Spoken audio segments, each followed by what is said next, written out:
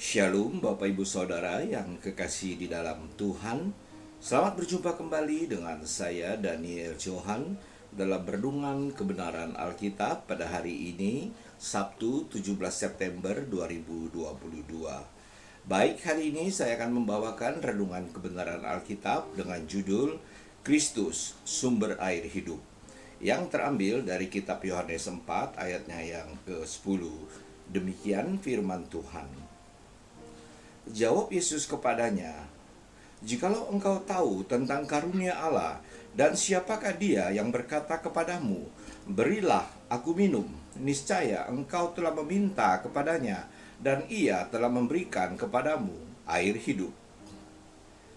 Sebagaimana kita ketahui bahwa kitab suci sering menggambarkan atau menganalogikan Yesus Kristus sebagai anak domba Allah, sebagai batu penjuru, sebagai pintu, sebagai benih, sebagai roti, dan juga sebagai sumber air hidup, serta banyak lagi yang lainnya.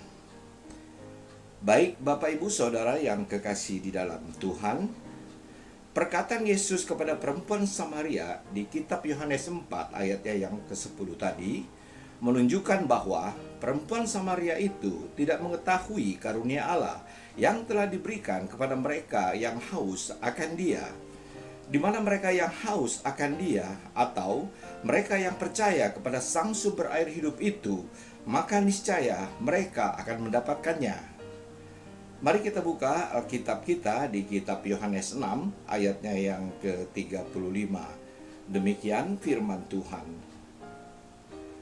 Kata Yesus kepada mereka, "Akulah roti hidup.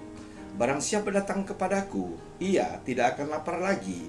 Dan barang siapa percaya kepadaku, ia tidak akan haus lagi." Makna ayat ini adalah mereka yang percaya dan mengikut Kristus akan beroleh hidup kekal.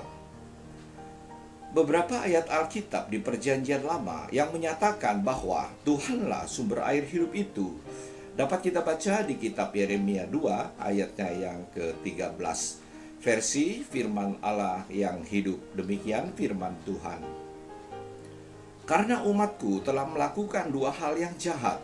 Mereka telah meninggalkan aku, sumber air hidup, dan mereka telah membuat wadah air yang rusak, yang tidak dapat menampung air." Kita baca juga di kitab Yeremia 17 ayatnya yang ke-13.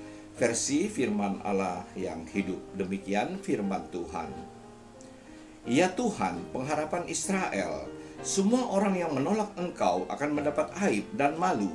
Mereka akan dilenyapkan dari permukaan bumi karena mereka telah meninggalkan Tuhan, sumber air hidup." Tulisan Rasul Yohanes tentang air hidup ini sebenarnya adalah midras dari kitab Perjanjian Lama yang terdapat di kitab Yehezkiel 36 ayatnya yang ke-25. Demikian firman Tuhan. "Aku akan mencurahkan kepadamu air jernih yang akan mentahirkan kamu dari segala kenajisanmu dan dari semua berhala-berhalamu. Aku akan mentahirkan kamu." Air jernih atau air murni adalah gambaran atau analogi dari roh Allah yang dicurahkan. Roh Allah inilah yang mentahirkan kamu karena kamu mau menerima kasih karunia-Nya sehingga kamu disebut anak-anak Allah. Untuk mengetahui bahwa air jernih atau air murni itu adalah gambaran atau analogi daripada roh Allah yang dicurahkan, yaitu berupa hati yang baru dan roh yang baru, mari kita baca ayat selanjutnya di kitab Yehezkiel 36 ayatnya yang ke-26. Demikian firman Tuhan. "Kamu akan kuberikan hati yang baru dan roh yang baru di dalam batinmu, dan aku akan menjauhkan dari tubuhmu hati yang keras, dan kuberikan kepadamu hati yang taat. Di mana oleh karena dosa hati manusia menjadi kotor dan najis, itulah sebabnya Tuhan memberi kita hati yang baru, hati yang murni yang berasal dari Allah." Di kitab Perjanjian Baru, Rasul Paulus, penulis Ibrani, dan juga Rasul Yohanes menulis kata hati nurani yang murni. Itu tidak lain dan tidak bukan adalah roh Allah yang dicurahkan ke dalam hati orang percaya. Ia menasehati orang percaya sehingga orang percaya memiliki hati nurani yang murni, semurni air yang Tuhan curahkan kepada orang berdosa yang percaya dan mau mengikut Dia. Mari kita baca kitab Mazmur 16 ayatnya yang ke-7, versi firman Allah yang hidup. Demikian firman Tuhan. Aku memuji Tuhan yang menasihati aku. Ia memberi aku kebijaksanaan pada malam hari. Ia memberitahu aku apa yang harus kulakukan. Kristus Tuhan adalah penasehat ajaib. Dialah sang iman yang telah berdiam di dalam diri orang percaya. Mari kita baca Alkitab kita di surat Efesus 3 ayatnya yang ke-17. Demikian firman Tuhan. Sehingga oleh imanmu Kristus diam di dalam hatimu dan kamu berakar serta berdasar di dalam kasih. Kita baca juga surat 1 Timotius 1 ayatnya yang ke-5. Demikian firman Tuhan. Tujuan nasihat itu ialah kasih yang timbul dari hati yang suci, dari hati nurani yang murni, dan dari iman yang tulus ikhlas. Sebagai penutup, mari saya mengajak Anda untuk membaca Alkitab kita di surat Ibrani 10 ayatnya yang ke-22.